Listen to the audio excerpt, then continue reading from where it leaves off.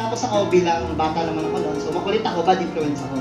Ganon. Tapos nung nalaman ng mama na eventually syempre nakilala ko si Lord ng tunay, binigay ko yung heart ko sa kanya. Tapos syempre, ayayin ko yung best friend ko. So lalong bad influence si Kuya. So para kaming pinaghihiwalay na hindi naman kami, alam yun, hindi naman wrong yung ginagawa namin.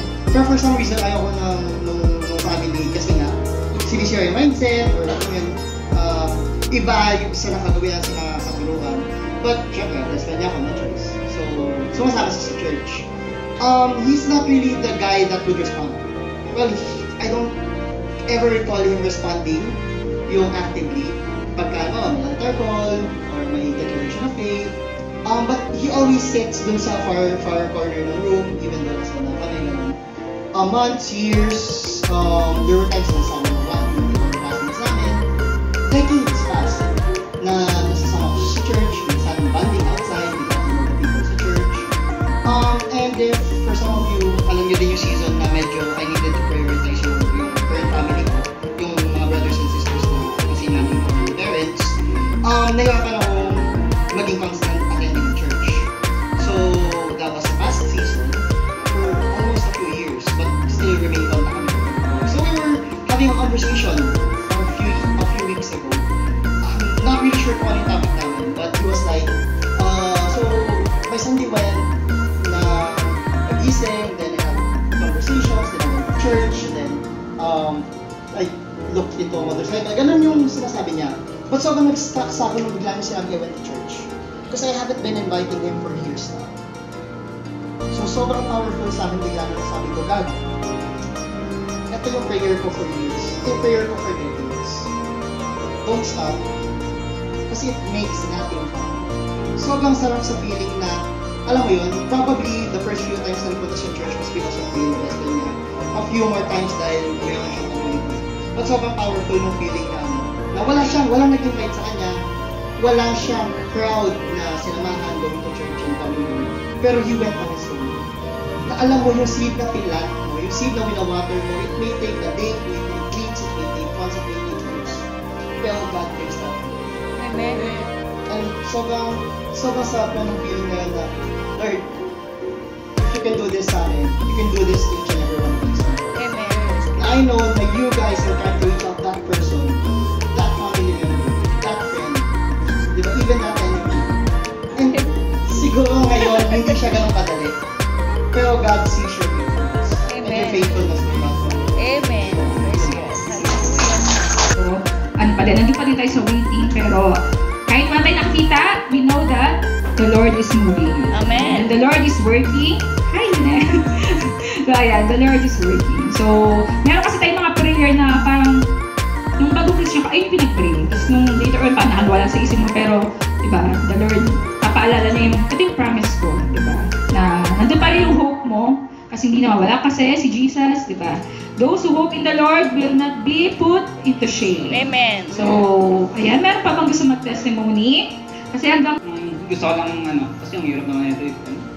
Pero ayun, kung gaano kasi katotoo si God, ito yung parang pinaturo sa akin, kung gaano katotoo si God, is ganun din ka totoo yung kaaway, di ba? Minsan kasi tayo, nakakalamay, di ba? Parang warning din sa atin na to rely kay God, kasi madalas kapag kampante ka, di ba? May napanood nga ako, sabi kapag wala daw parang problema, parang pag okay naman lahat, diba? Pag okay naman lahat, parang yun lang, okay lang, normal lang, casual lang, diba? Parang wala namang nangyayari sa atin. Tapos magugulat ka, doon pa lang matakain ka away sa pinaka-safest, diba? Para sabi nga nila, your greatest, yung achievement mo, parang yun yung pinaka, lowest point, ayun, basta yan, nag-gets na yung point, diba? Parang, ayun, pero, God is good sa buhay ko, diba? Kasi, madalas, pansin ko to, sa akin lang to. Pansin ko, kapag nagkakasakit ako, dati nagkasakit din ako, parang dito ako mas inaano ng kaaway, diba? Parang, ayun na, naglalamig, nagagano na, nangihina yung boses ko. Nangihina yung face ko, diba? And this week, diba? Parang dito ko napatunayan na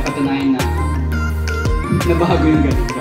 Pero ayun nga, because hindi dahil sa akin, diba? Kundi dahil sa covering me ni God, amen. Kasi this week, di ba, parang dito nag-start yung yung prayer natin na let's go, share, evangelize, di ba? Parang magkalat ka ng good news ni God, di ba, sa ating karamihan. And ayun, hindi siya parang instead na ayoko na gano'n, diba? Parang mas inano sa akin agad yung yung excitement to makabalik, to makapag-share habang nandun ako sa bahay, nakagad na, di ba, naka-steady. Parang kung dati siguro yun, parang na ako nun alam mo yun, parang manghihina, doon na ako sinatake ng kaway. Pero nung time na to is, dito pinakita sa akin agad lalo yung, yung protection, di ba? And ayun, parang inaantay ko na lang talagang mawala yung ito para ang hirap naman makipag-encounter sa taong may ganito. Parang ayaw ko din naman sila mahawa, di ba? And praise God kasi yung heart na binigay sa akin is kinikip ni God, hindi dahil dahil ako, Dux, di ba? Hindi dahil ganun, di ba? So, praise God kasi mabuti sa God, hindi lang sa akin, di ba? And ganun din sa atin, di ba? And ito lang yung parang warning sa atin, di ba? Hindi kung gaano katotoo yung pag-inis ni God, ganun din kasi katotoo yung gusto ng kaaway na makakawin. So, dapat lagi tayo pala nagre-relay kay God, di ba? Hindi tayo kumpante na okay ako ngayon, di ba? Hindi ganun. Kasi dun talaga tayo makakuha ng kaaway. So, praise God, I praise God dahil sa kabutihan niya sa atin. Sa atin din, naniniwala ako na sa atin, hindi lang sa akin yung amen. So, let's go. Subjects ko sa MBA. So, this year, ang target ko sana is a thesis, focus sa thesis. Pero nga, may sudden events sa office, nag-resign yung boss ko. And, Ikaw na yung boss? hindi po. Ako yung next in rank, pero... Wow! Pero, sino siya? Babasahin ko yung verse na binigay ni Pastor. Sabi doon sa 2 Corinthians 4:8. Sabi, tama talaga. So, we experience every kind of pressure. We are not crushed. At times, we don't know what to do. But quitting is not an option. Amen. Kasi sa government, alam mo yun, ang kalakaran sa government, may plantilla, mag-apply ka, tapos merong selection board, so pipili sila. Yung mga nag-apply, pipili sila ng top 5. So sa top 5 na yun, ang final seat is yung appointing authority or yung president. So kahit top number 1 ka dun sa ranking ng top 5, kung hindi ka bet ng president, hindi ka kukunin. So, pero alam mo yung super gulong-gulo. Kasi hindi ko ina-expect. Kasi ayun nga, naalala ko lang, basta nung Friday ito na lang, na-imagine ko sa dito, nasa isa akong malaking ocean. Nandun ako sa boat. Kasi kinatay ocean. Parang nandun ako sa comfort zone ko, yung boat. Then, napakalaki ng ocean na hindi ko alam kung ano yung gagawin ko. Na, alam mo, unknown season yung darating sa buhay ko. Pero, ang nag-realize ko doon, di ba? Doon ka, like kay Peter, ang sanabi ko, mag-fix ka kay Jesus. Kasi yung boat, di ba, na-pitch na natin ni Pastor Mark dati, Kuya Mark, na, ayun nga, yung boat is yung comfort zone mo, dahil nasa oceans tayo na, yung oceans na yung tubig and mga limitations, nakita mo limitations, pero, ang sasabi sa akin, nag-fix sa kay Jesus. Fix your eyes on Jesus. Amen. So, parang hindi ko siya masumarize alam mo yun? Kaya, alam mo yun, parang dumating din sa na-realize ko kasi parang nangyari ko din siya sa akin kay Kuya Mark. Sir Mark din yung pangalan ng boss ko Parang, alam mo yun, nagkaroon ako ng nalungkot kay nung umalis si Kuya Mark actually. Kasi, di ba, parang iniwan niya sa kanyang finance. Parang ganun din yung nangyari. Parang nahuli siya kay Sir Mark sa boss ko sa office. Di ba? Parang yung bigat, yung responsibility dito sa church.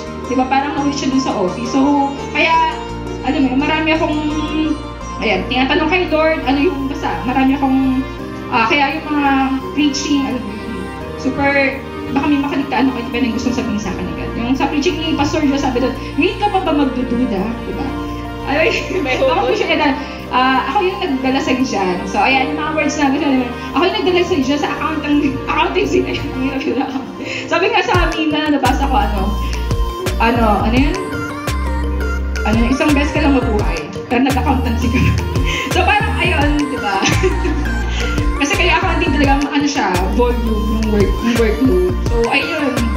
Kaya ayun yung prayer ko, patuloy ko pinag-pray. Kasi sa office, alam mo, lahat CPA kasi dapat yung nakaupo doon. So, sa office, ilan lang yung CPA and yung mga CPA na nandun, mga boss na currently. So, kung lilipat sila, ma-assign sila, parang lateral lang. Same salary, pero yung work dadami. So, kaya ayaw nila. So, ito yung work na hindi nila kinuha. So, Lord, ayan, yung ano ko. Yung prayer ko kay Lord. Nabiway. Ayun. Career, bakit career? Love life. So, ayun. Ayan yung mga prayer ko kay Lord. Para ma-aware kayo. So, ayan. Promotion. Ayan, promotion. Ayan.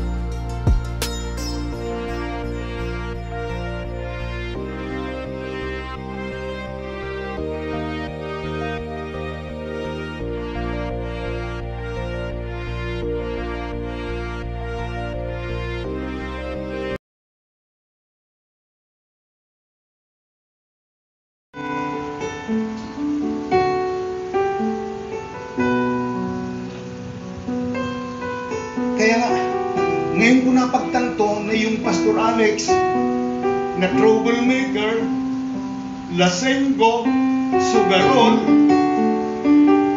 nung mapagpag nung lahat, nung kalawang na nasa ibabaw, kuminang ng kahit paano yung perlas na binili sa akin. Amen. Lahat naman tayo kinalawang kapatid.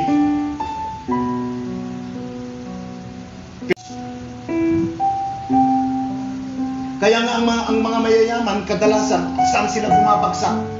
Kadalasan sila ay nagiging miserable. Yes, kung hindi Christian si Bibilyan, mayaman na mayaman siya, lahat ng gusto niya nakukuha niya. Pero ang tingin sa kanya ng Diyos, mas masahol pa siya sa isang taong naghihikaos.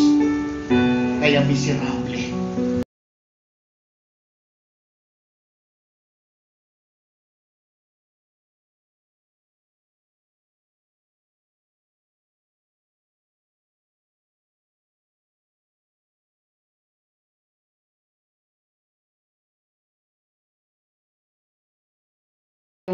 Ano pa din, nandun pa din tayo sa waiting, pero kahit wala tayo nakikita, we know that the Lord is moving. Amen. And the Lord is working.